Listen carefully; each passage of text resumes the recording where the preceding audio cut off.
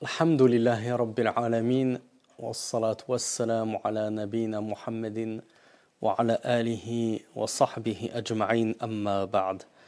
Sous-chapitre sur les prières surérogatoires, c'est-à-dire ce qu'on appelle en arabe salat al-tatawwu'. C'est libre à toi de les faire ou non. Si tu les fais, tu en seras récompensé.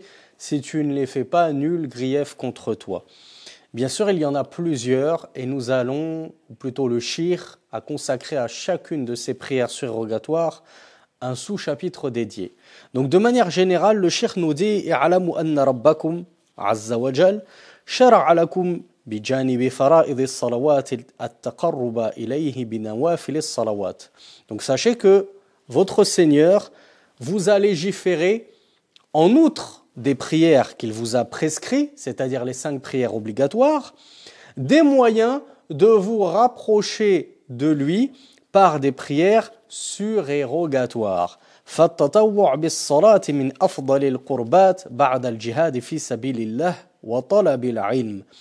Et en effet, le fait de multiplier les prières surérogatoires ou les prières surérogatoires font partie des meilleures adorations méritoire et facultative. C'est ça que ça veut dire surérogatoire, ça veut dire que c'est facultatif, mais en même temps, ici, elles vont être méritoires, c'est-à-dire qu'elles ont un grand mérite à être accomplies.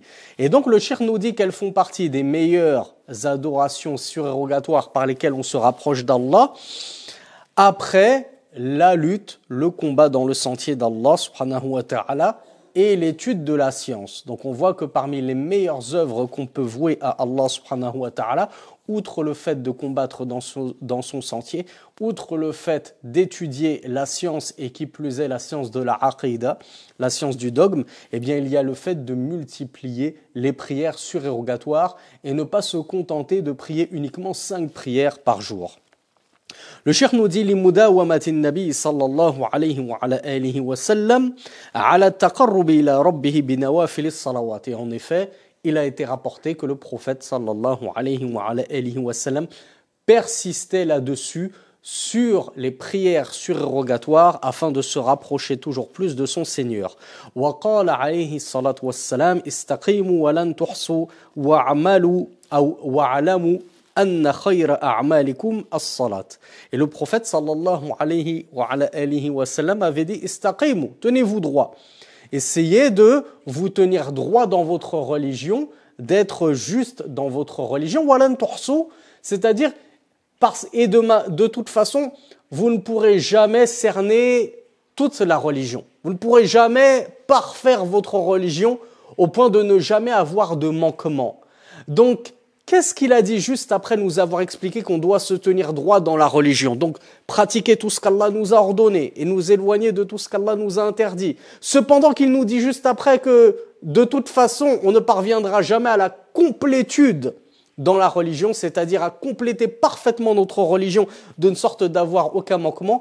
Il nous a donné une voie de facilité pour compenser tout cela, tous ces manquements.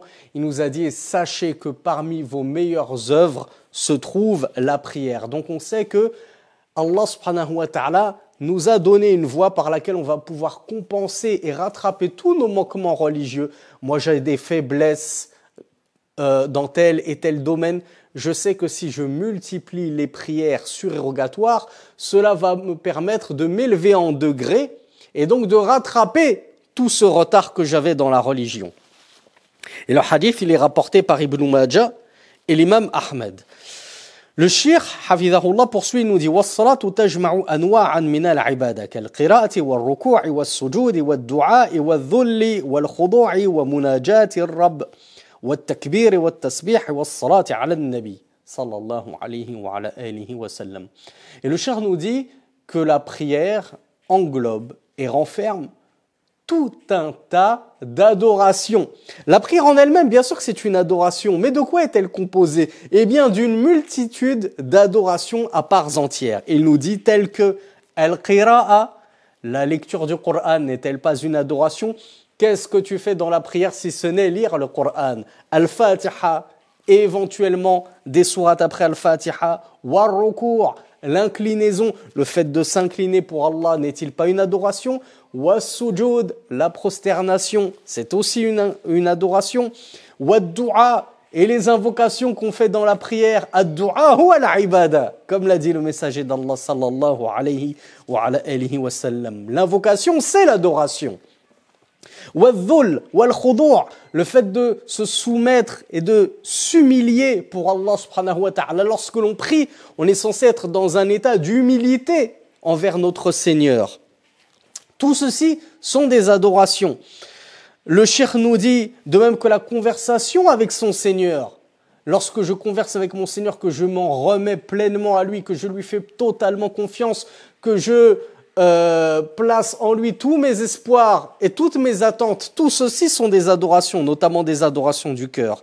Wa takbir, le simple fait de dire Allahu Akbar, proclamer la grandeur de ton Seigneur, c'est une adoration en elle-même. Wa tasbih, le fait d'épurer Allah de toute imperfection, d'affirmer que Allah subhanahu wa ta'ala est exempt de tout manquement et de tout vice.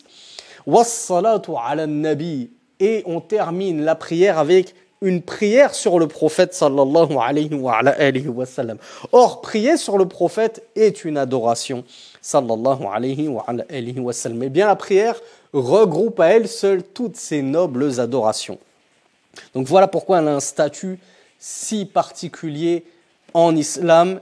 Et comme on l'a vu dans certains cours, ce qui fait la différence entre le croyant et l'incroyant, entre le croyant et le mécréant, eh bien c'est la prière, comme l'a dit le prophète sallallahu alayhi wa sallam. Ou plus précisément, il a dit le délaissement de la prière. Comment j'opère la distinction entre un croyant et un mécréant? Je regarde, est-ce qu'il prie ou il ne prie pas? S'il délaisse la prière, il est du camp des incroyants et des infidèles. Et ceci est un avis qui a été repris par bon nombre de chouyours contemporains et qui faisait à l'époque des compagnons du messager d'Allah sallallahu alayhi wa sallam unanimité.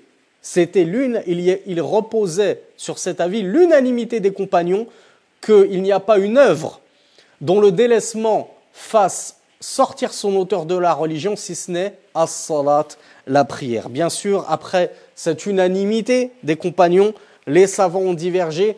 Est-ce que ce délaissement, c'est un délaissement par paresse ou bien c'est un délaissement par reniement de son obligation? Et par la suite, la plupart des savants ont considéré que celui qui délaissait la prière par paresse ne sortait pas de l'islam, quand bien même cet avis semblerait être frontalement opposé à la parole apparente qui nous a été rapporté des compagnons sur le sujet. Il n'y a pas de différence entre celui qui la délaisse par paresse ou celui qui la délaisse parce qu'il ne considère pas qu'elle est obligatoire. Donc, comme je vous le dis toujours, mes frères et mes sœurs, le simple fait de savoir que les savants ont divergé sur le statut de celui qui délaisse la prière par paresse, est-ce qu'il est mécréant ou non, rien que ça devrait nous pétrifier d'effroi.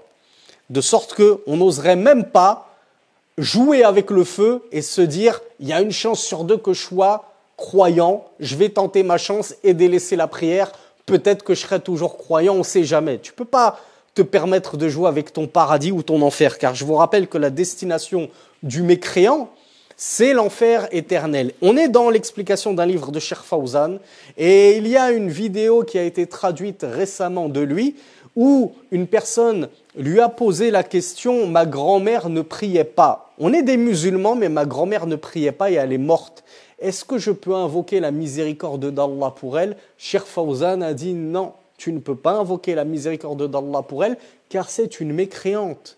Et on n'invoque pas la miséricorde d'Allah pour les mécréants. Et pourquoi c'est une mécréante?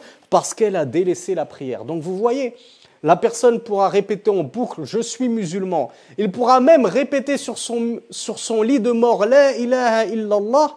À partir du moment où il a délaissé la prière, peu importe que ce soit par négligence, par insouciance, par fainéantise, etc., ou bien par reniement de son obligation, eh bien il y a un avis très fort qui dit que cette personne est mécréante et donc par extension, sa place sera le feu éternel duquel il ne sortira jamais. Wal'iyadhu billah, qu'Allah nous en préserve. Le cheikh nous dit donc was-salawat ou bien salawat at-tatawwu' ala naw'ayn. Les prières surérogatoires sont de deux types. النوع الأول صلوات مؤقتة بأوقات معينة. Il y a des prières qui sont prescrites en des temps bien définis. وتسمى بالنوافل المقيدة. Et c'est ce qu'on appelle les prières surérogatoires muqayyada, c'est-à-dire délimitées par un certain laps de temps. Ce ne sont pas des prières surérogatoires que tu peux prier à n'importe quel moment. Elles ont chacune leur temps propre pour être effectuées. Le deuxième type de prières surrogatoires, ce sont les prières surrogatoires qui ne sont pas délimitées par un certain temps. Et c'est ce qu'on appelle les prières surrogatoires absolues, générales. Tu peux les faire à n'importe quel moment de la journée, sauf exception comme les fameux 3 temps que nous avons vus et dans lesquels il est interdit de prier. Le cheikh nous dit et concernant la première catégorie de prières surrogatoires, c'est-à-dire celles qui ont un temps spécifique pour être accomplies, il nous dit il y a plusieurs prières qui rentrent dans cette catégorie-là. Il nous dit certaines de ces prières rentrant dans cette catégorie sont plus importantes que d'autres et l'insistance vis-à-vis de leur effectuement, je ne sais pas si ça se dit, le fait que la charia ait insisté sur le fait d'effectuer de manière préférable ces prières, eh bien, il y a des prières sur lesquelles la charia a plus insisté que d'autres. Quand bien même ce sont des prières surrogatoires, mais vous allez voir à quel point elles sont importantes. Il nous dit et maintenant le cheikh va dresser un tartib, un ordre décroissant d'importance, du plus important au moins important parmi ces prières surrogatoires délimitées par un temps précis. Et bien entendu, les savants ont divergé sur cette question. Quelle est la prière surrogatoire la plus importante de tous? Donc dans l'ordre, forcément, vous avez pu entendre des choses différentes de celles que le cheikh avance. Le cheikh, lui, nous dit que la plus importante de toutes les prières surrogatoires, c'est al-kusuf. Donc la prière, que ce soit de l'éclipse lunaire ou solaire. Thumma salatul istisqa, puis la prière de la demande de la pluie. Lorsqu'on vit en période de sécheresse, y compris une prière surrogatoire pour demander à Allah la tombée de la pluie, cette prière-là aussi est très importante. Thumma salatul tarawih, puis la prière du tarawih, les prières qu'on effectue durant les nuits de Ramadan. Thumma salatul witr, puis en 4e position seulement, le cheikh nous a mis salat al-witr, la prière du witr. Wa kullun min hadhihi as-salawat sayati 'inda hadithin khassun insha Allah ta'ala. Et chacune de ces prières, nous allons les décortiquer dans un sous-chapitre dédié insha Allah ta'ala. Donc, paradoxalement, quand bien même la prière du kusuf est selon de l'éclipse et selon le cheikh la plus importante de toutes les prières surrogatoires, le cheikh nous dit commençons à parler de la prière du witr de par son importance. Et donc lorsqu'on va détailler maintenant, le cheikh commence avec la prière du witr. On va attaquer, ce cours-ci va porter sur la prière du witr et son jugement. Du point de vue de son importance. Pourquoi? Parce que le cheikh nous dit فَقَدْ قِيلَ إِنَّهُ آكَدُ التَّطَوُّعُ وَذَهَبَ بَعْضُ الْعُلَمَاءِ إِلَى وُجُوبِهِ. Et même si ce n'était pas l'avis du cheikh, il nous dit, il a été dit que c'est la plus importante de toutes les prières surérogatoires. Donc dans le top 1, sur le podium des prières surrogatoires les plus importantes, il y a certains savants qui ont dit que c'était al-witr, bien avant al-istisqa, ou al-kusuf, ou al-tarawih, etc. Et le cheikh nous dit, et certains savants ont même vu qu'elle était obligatoire. Obligatoire dans le sens de wajib et non pas de fard. Et cet avis-là, c'est notamment l'avis des Hanafites, nos amis turcs, indo-pakistanais, albanais, qui sont de rite généralement hanafites. Ils ont peut-être entendu leurs savants, leurs imams leur dire que le witr c'était obligatoire. Et dans la langue arabe, ils emploient le terme wajib et non pas fard.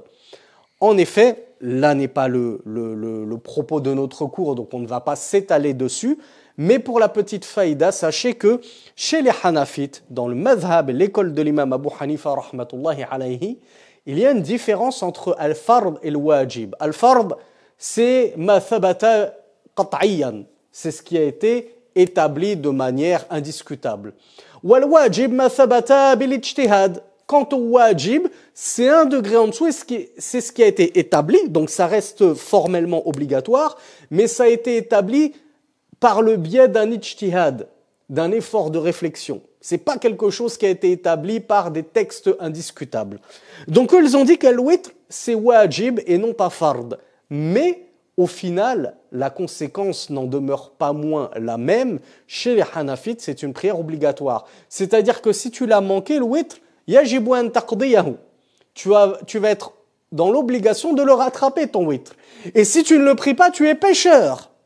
Alors que normalement, on l'a dit en introduction, les prières surérogatoires, si je ne les prie pas, je ne suis pas pécheur.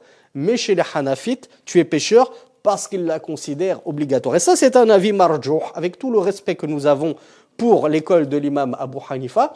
C'est un avis déjà minoritaire et faible, étant donné que cela revient à affirmer qu'il y a en réalité 6 prières obligatoires dans la journée et non pas 5.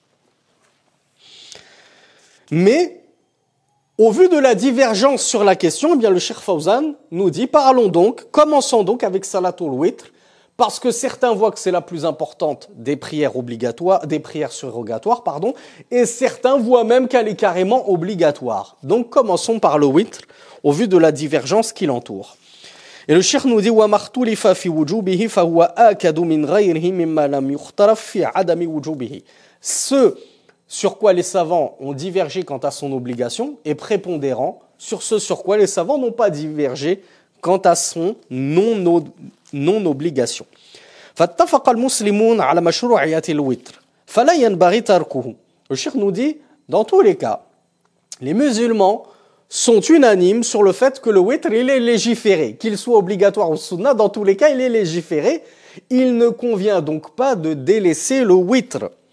ومن أصر على تركه فإنه ترد شهادته كما قال الإمام أحمد من ترك الوتر عمدا فهو رجل سوء لا ينبغي أن تقبل شهادته. Et le cheikh nous dit, et celui qui va délaisser le witr, c'est-à-dire qui va persister dans le fait de délaisser le witr, eh bien son témoignage est rejeté. On n'accorde plus de crédit à son témoignage, comme l'a rapporté l'imam Ahmed rahmatullahi alayhi, et qui a dit, celui qui délaisse volontairement le witr, bien sûr, c'est-à-dire celui qui le délaisse au quotidien, non pas parce qu'il l'a manqué une fois ou 2 fois dans le mois, etc.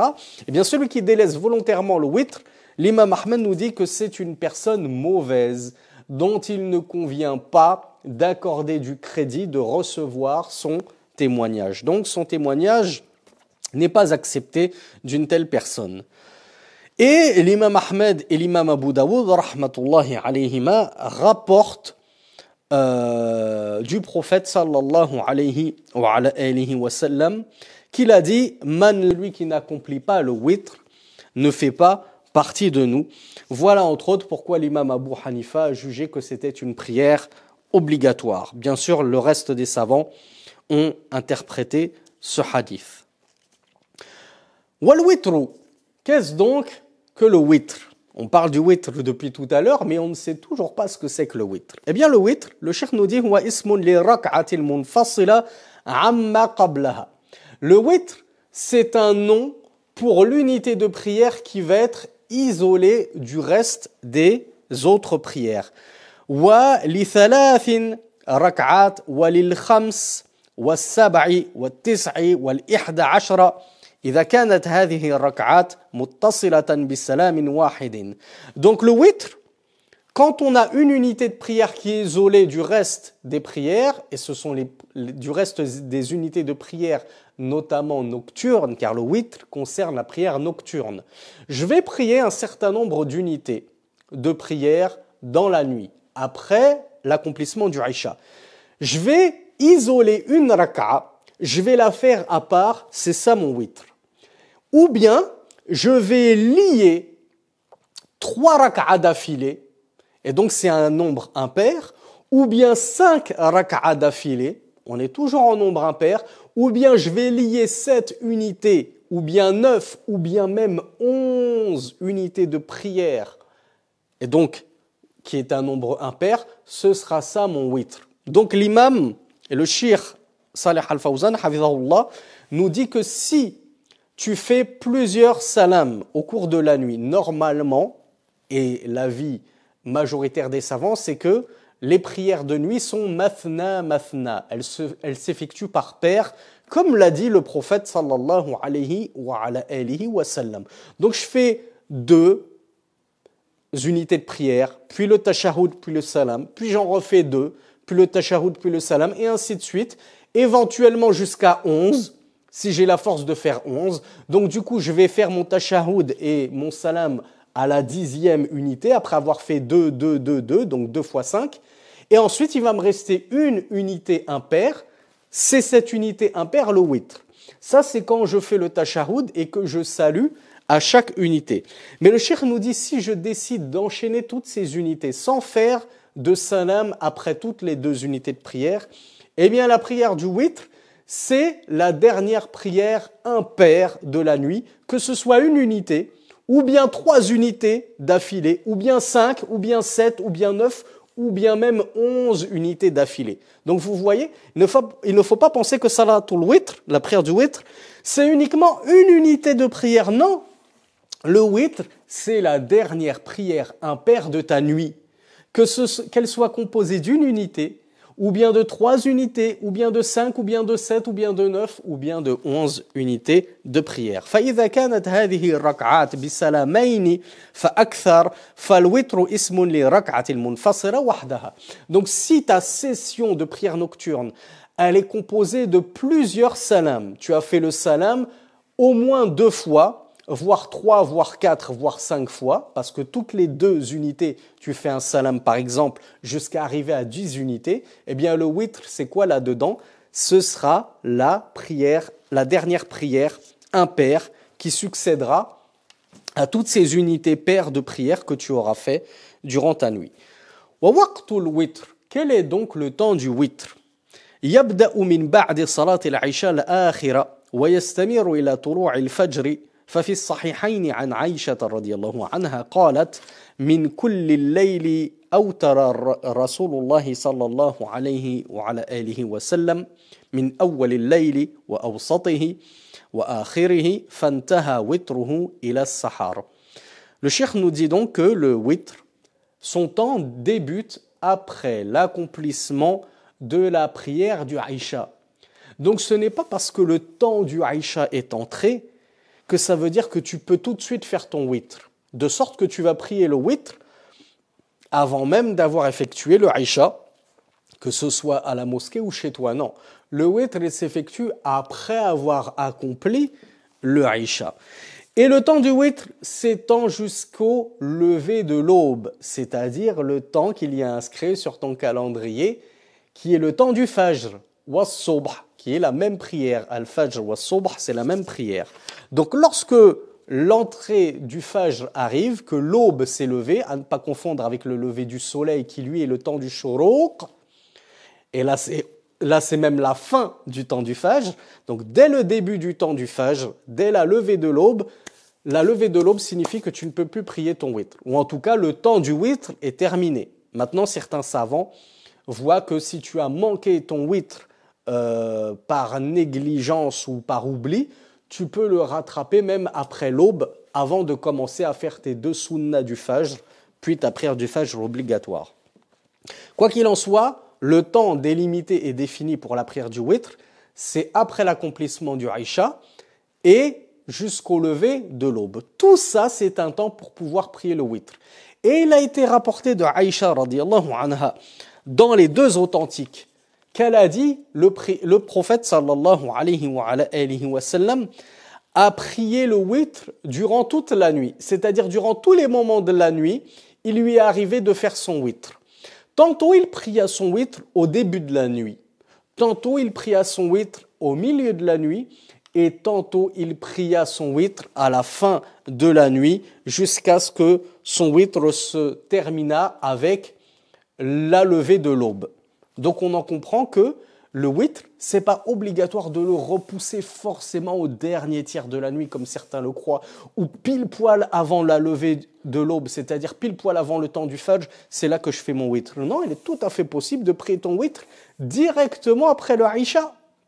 Et d'ailleurs, c'est un conseil qu'avait donné le prophète sallallahu alayhi wa sallam à certains de ses compagnons, comme nous allons le voir.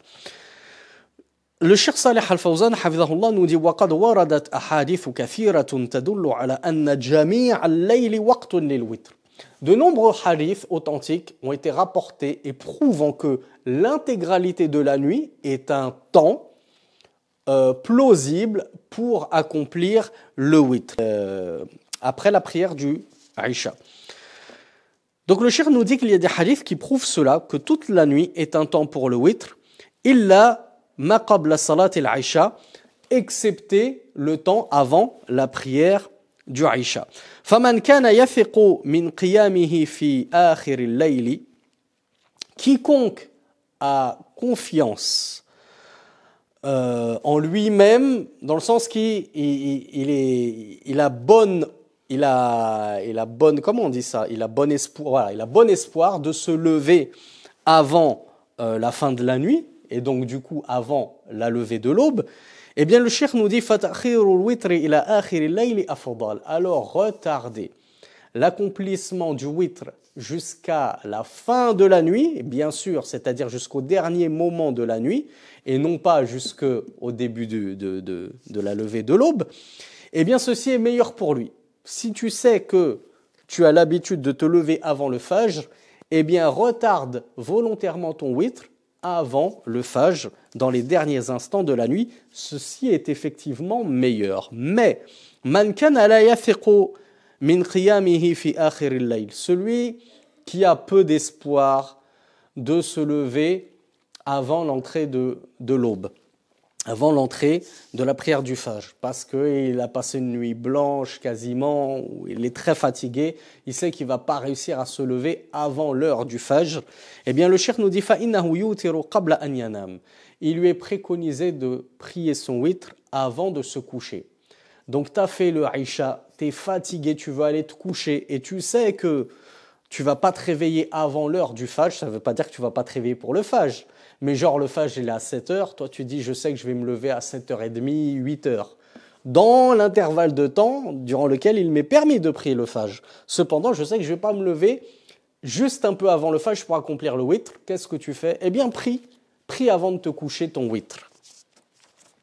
Donc ne le délaisse pas volontairement. وَبِهَذَا أَوْصَى النَّبِي. Et c'est ce qu'a conseillé le prophète sallallahu alayhi wa ala alihi wa sallam. فقد روى مسلم من حديث جابر رضي الله عنه عن النبي صلى الله عليه وعلى آله وسلم أنه قال أيكم خاف ألا يقوم من آخر الليل فليوتر ثم ليرقد ومن وثق بقيام من الليل فليوتر من آخره فإن قراءة آخر الليل محظورة وذلك أفضل. Donc le prophète sallallahu alayhi wa sallam a dit dans ce hadith authentique rapporté par Muslim, quiconque craint de ne pas se lever avant la fin de la nuit, qu'il accomplisse son witr, puis qu'il se couche. Donc d'abord je fais mon witr et après je vais me coucher tranquillement, même si c'est au tout début de la nuit que j'accomplis mon witr.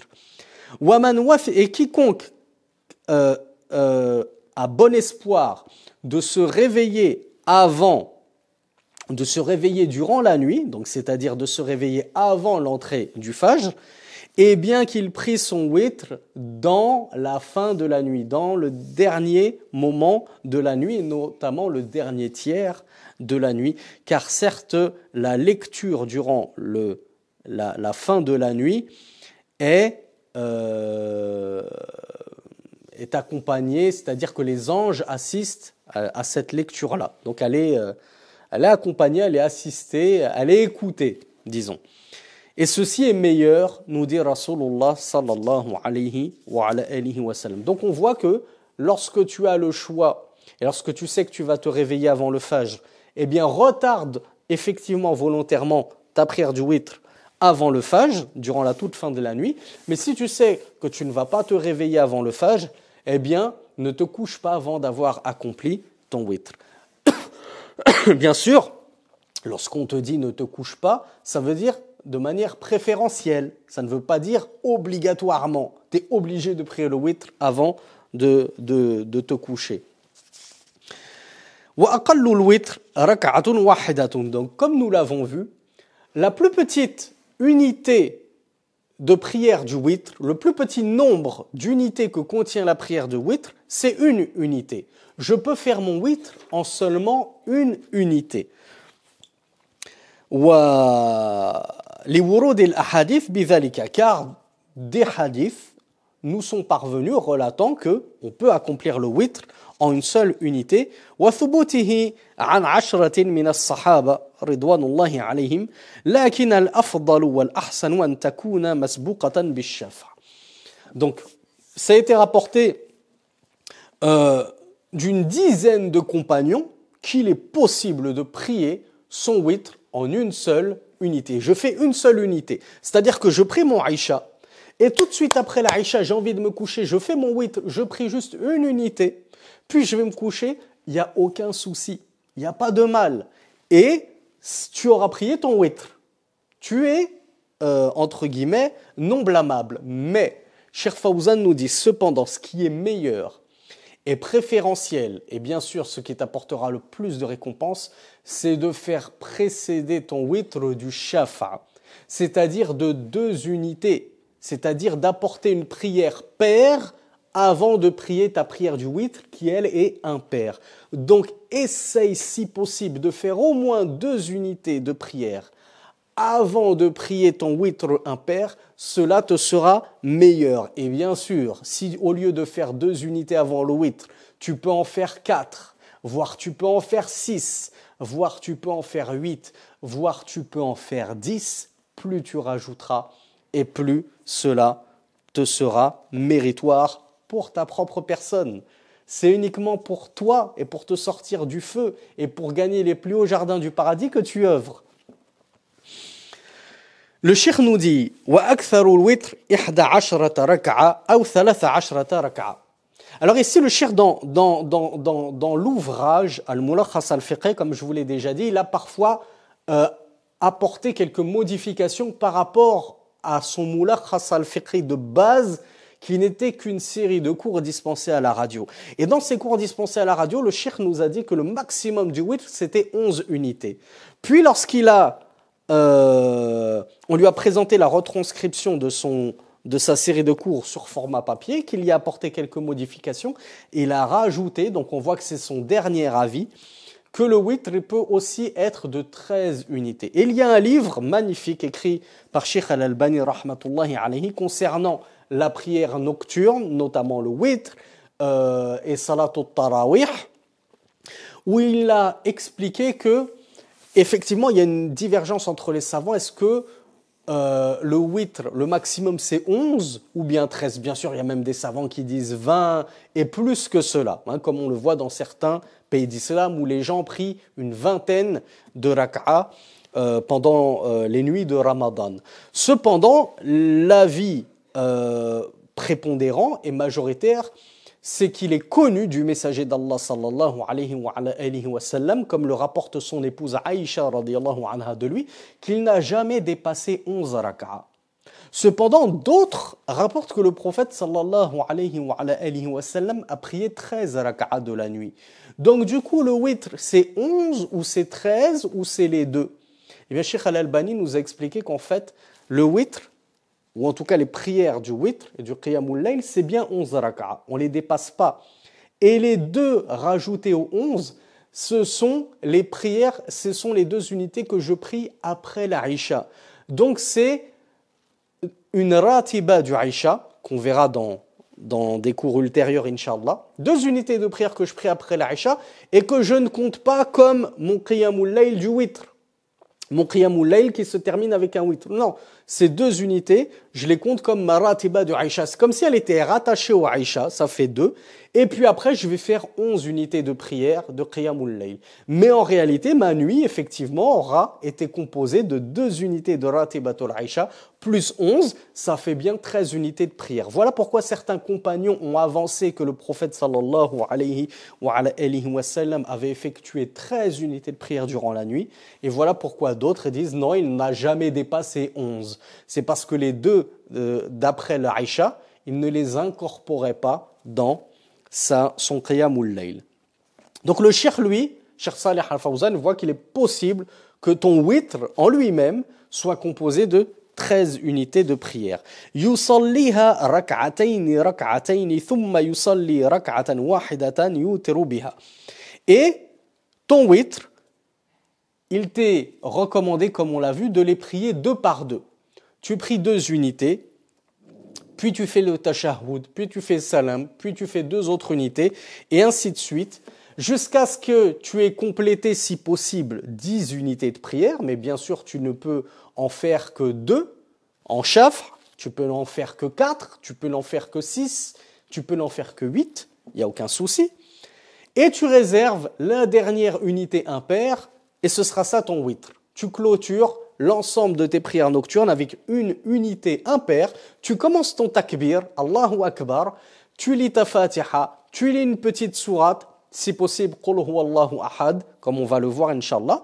Et après cette unité impaire, tu fais ton tashahhud et ton salam. Donc cette prière-là, elle sera composée d'une seule unité, et c'est ça ton witr. Ça, c'est la meilleure manière de prier le witr. 2 par 2, puis tu conclus toutes ces prières-là avec une prière isolée d'une seule unité.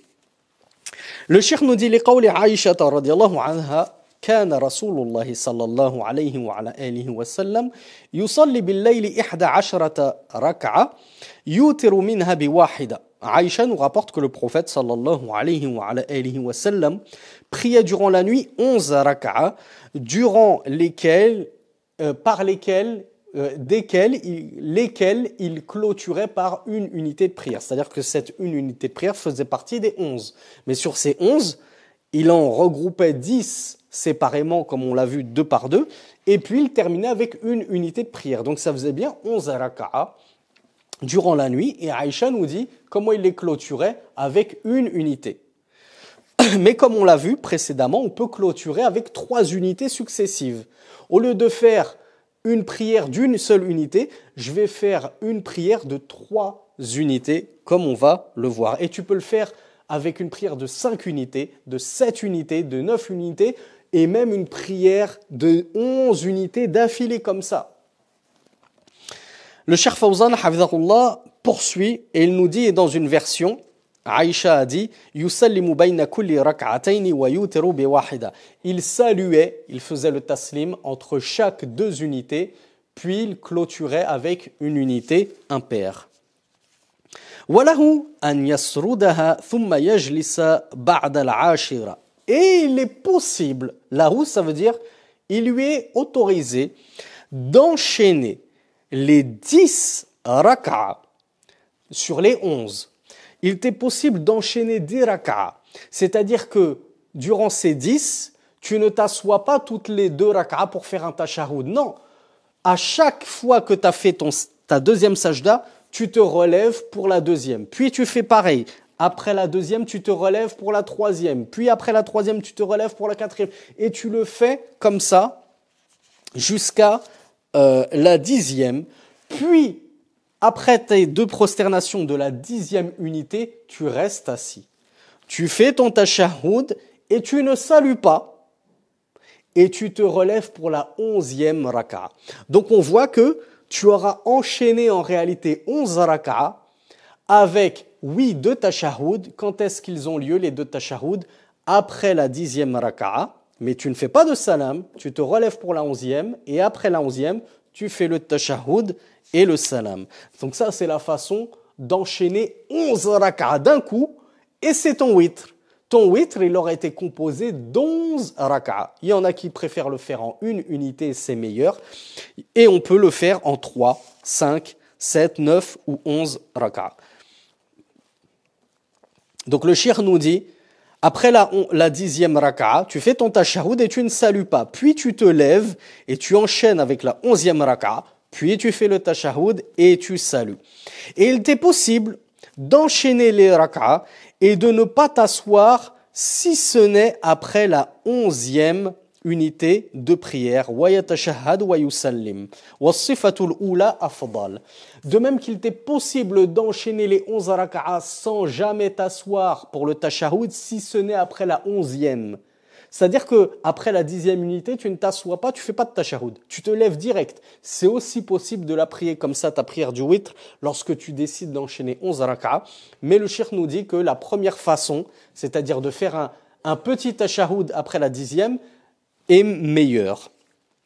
Ensuite, le cheikh nous dit, et il est possible également de faire ton witr avec 9 raka'a. Donc moi, cette nuit-là, je vais pas prier 11 raka'a. Je suis un peu fatigué, je vais me contenter de 9 raka'a. Il est où le problème? Déjà, je fais du qiyamul layl. Donc déjà, j'ai énormément de récompenses par rapport à ceux qui s'endorment sans rien faire du qiyamul layl. Et moi, je ne vais pas en faire 11. Il n'y a aucun souci, il n'y a aucun blâme. J'ai décidé cette nuit-là d'en faire que 9. Comment je les fais ces 9-là? Le cheikh nous dit, donc bien sûr, la base, c'est que je peux faire 2 par 2 à chaque fois. Je fais 2, 4, 6, 8 et une 9e. Il n'y a aucun souci là-dessus. Mais le cheikh nous dit, tu peux enchaîner les 9 raka'a comme on a vu le cas de celui qui va enchaîner 11 raka'a. Du coup, quand est-ce que tu t'assois lorsque tu enchaînes 9 raka'a? Le cheikh nous dit, tu vas enchaîner 8, tu t'assois à la 8e, tu fais ton tashahhud, puis, alors tashahhud al-awwal, d'accord? C'est-à-dire que tu ne lis pas as-salat al-ibrahimiyya, ce qu'on appelle les salutations abrahamiques. Tu ne dis pas Allahumma salli ala Muhammad wa ala ali Muhammad. Tu fais le tashahhud médian, comme le tashahhud du milieu du Dhuhr, du Asr, du Maghrib et du Isha. Donc tu fais un tashahhud médian après ta 8e raka'a, tu ne salues pas, tu te lèves pour la 9e raka'a, et après ta 9e raka'a, tu feras le tashahhud complet avec les salutations abrahamiques et tu feras le salam. Donc là, tu as bien enchaîné 9 raka'a avec 2 tashahhud. Un au 8e, un tashahhud médian, et un tashahhud final plus long au 9e. De même qu'il t'est possible de faire de ton witr 7 raka'a. Moi, cette nuit-là, j'ai décidé de ne prier que 7 raka'a. Comment j'ai le droit de prier mes 7 raka'a? 2, 2, 2 et 1. Mais je peux aussi les enchaîner si je veux. Il est où le souci? Je peux enchaîner 7 raka'a d'affilée. Ou bien, nous dit Cheikh Fawzan, je peux enchaîner 5 raka'a d'affilée. Mais si je prie 7 ou bien 5 raka'a d'affilée, le cheikh nous dit, tu ne t'assois que à la fin. Donc, il n'y aura pas de tashahhud médian. Tu t'assoiras soit à la 5e, soit à la 7e, et alors tu feras ton tashahhud complet, puis tu feras as-salam. لقول أم سلمة رضي الله عنها كان رسول الله صلى الله عليه وعلى آله وسلم يوتر ب7 وب5 لا يفصل بينهن بسلام ولا كلام. Salama, l'épouse du prophète sallallahu alayhi wa alihi wa sallam wa radiyallahu anha, elle nous a dit que le messager d'Allah sallallahu alayhi wa alihi wa sallam faisait son witr avec 7 unités et tantôt il le faisait avec 5 unités et il ne les séparait pas ces unités, donc il priait 5 unités d'affilée, 7 unités d'affilée et il ne les séparait pas entre elles ces unités par un salam ni un kalam, ni des propos, des paroles. Donc on comprend qu'il enchaînait 5 unités ou bien 7 unités avec un seul tashahhud tout à la fin et un salam.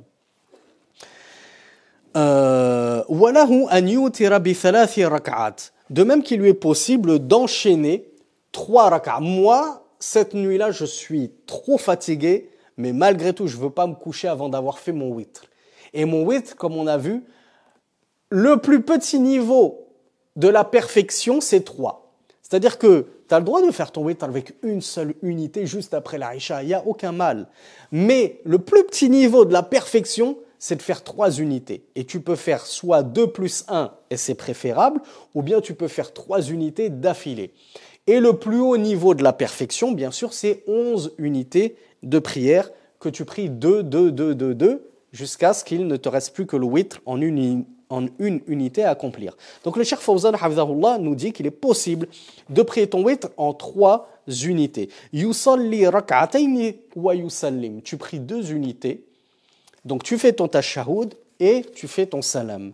Thumma yusalli rak'ata thalitha wahdaha. Puis tu vas prier la 3e unité toute seule, isolément. Ce sera elle ton witr. Wa yustahabbu an yaqra fil ula bisabbih wa fi thaniya biqul ya ayyuhal kafirun wa fi thalitha biqul huwa Allahu ahad.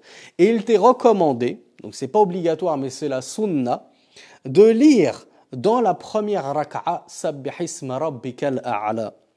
Dans la 2e raka'a, tu lis Qul ya ayyuhal kafirun. Et dans ta prière du witr isolé, il t'est recommandé de lire Qul huwa Allahu ahad. وقد تبين مما مر أن لك أن توتر ب11 ركعة أو 13. Et nous avons vu dans ce cours-ci donc qu'il t'était possible de prier ton witr en 11 unités de prière. Et le cheikh a rajouté ce qu'il n'a pas dit à la radio lorsqu'il dispensa ses cours pour la première fois, ainsi que 13 unités de prière. Et on a vu pourquoi il y avait une différence dans le nombre maximum de rak'a de witr. Est-ce que c'est 11 ou est-ce que c'est 13? De même qu'il t'est possible de prier 9 unités de prière. Tu peux faire ton witr en 9 unités comme on l'a vu, ou bien 7, ou bien 5, ou bien 3, ou même une seule unité de prière. Fa'a'ala al-kamal 11. Le plus haut niveau de perfection, nous dit le cheikh, c'est 11 unités. Wa adna al-kamal 3 rak'at. Et le plus petit niveau de perfection, c'est 3 rak'at. C'est-à-dire que déjà quand tu fais 3, tu as mis un pas dans la perfection, dans ce qui est de mieux à faire pour prier la nuit. Et le plus haut niveau de ce qui est mieux à faire, c'est 11 rak'at. Donc si tu pries une unité, c'est déjà très bien. Tu auras de la récompense, mais tu n'as pas mis un pied dans l'étrier de la perfection. وَالْمُجْزِئُ رَكْعَةٌ وَاحِدَةٌ. Et ce qu'il suffit pour être considéré comme witr, comme prière du witr, c'est au moins une unité de prière. وَيُسْتَحَبُّ لَكَ أَن تَقْنُتَ بَعْدَ الرُّكُوعِ فِي الْوِتْرِ. Et là on passe à de petites fawaïd, c'est ce qu'on appelle le qunut. On a beaucoup qui ne savent pas ce que c'est que le qunut, alors même qu'ils le font quasiment tous les soirs de Ramadan à la mosquée durant les tarawih. C'est ces fameuses du'as qu'on lit dans la dernière unité de notre prière de nuit, dans le witr. Donc il y a divergence entre les savants. Comment on le fait? Qu'est-ce qu'on dit? Est-ce qu'on lève les mains ou non? Est-ce qu'on le fait toutes les nuits de Ramadan? Est-ce qu'on peut le faire en dehors de Ramadan?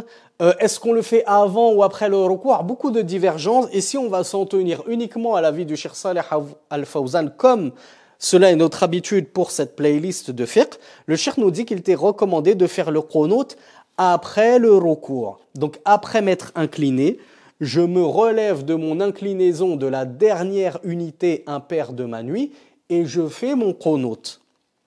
Qunut, c'est quoi? C'est de base, al-qunut, ça veut dire adorer Allah subhanahu wa ta'ala. Donc c'est une certaine invocation qu'on ne lira pas en entière ici car elle est longue, mais que je vous enjoins bien sûr à rechercher ultérieurement et à apprendre par cœur. Donc le cheikh nous dit le qunut, c'est an tad'u Allah subhanahu wa ta'ala. Le qunut, il s'agit que tu invoques Allah subhanahu wa ta'ala par cette invocation qui nous a été rapportée dans la sunna. Fatarfa'a yadayka. Et le cheikh nous dit tu lèves les mains en qunut. Bien sûr, les mains, elles se lèvent en direction du ciel. C'est pas comme ça que je fais le qunut, comme le font malheureusement certains. C'est les paumes vers le ciel. C'est pas non plus face à son visage, comme le font certains. Donc, tarfa'u yadayka wa taqulu Allahumma hdini fi man hadayt ila akhir ad-du'a. Et tu dis Allahumma hdini fi man hadayt. Et vous cherchez cette dua complète et vous la prenez, incha'Allah. Et ainsi se déroule le qunut du witr, qui, comme on vient de le voir, l'avis du Cheikh Fawzan, hafidhahullah, c'est qu'il se fait durant le witr. Et il nous dit c'est recommandé de le faire. Donc lorsque je fais mon witr, si j'ai pas fait mon qunut, il n'y a aucun souci. C'était juste recommandé de le faire. Et chez nos amis malikites et chez nos amis shafi'ites, pour eux le qunut s'effectue lors de la dernière raka'a de la prière du Fajr. C'est pour ça que dans certains pays d'Afrique notamment, on voit les fidèles et notamment l'imam se taire après avoir lu la deuxième sourate dans la deuxième unité de prière du Fajr. Il se tait, pourquoi? Parce qu'il récite à voix basse le qunut et généralement les fidèles également récitent leur qunut. Et eux, effectivement, ils ne lèvent pas les mains. Donc on voit que il y a un autre avis qui voit que le qunut c'est durant le witr, et ça c'était l'avis d'Abu Hanifa et de l'imam Ahmed, et qu'on lève notamment les mains pour cette dua. هذا والله أعلم وصل اللهم على نبينا محمد سبحانك اللهم وبحمدك أشهد أن لا إله إلا أنت أستغفرك وأتوب إليك والسلام عليكم ورحمة الله وبركاته والصلاة والسلام على نبينا محمد وآخر دعوانا أن الحمد لله رب العالمين.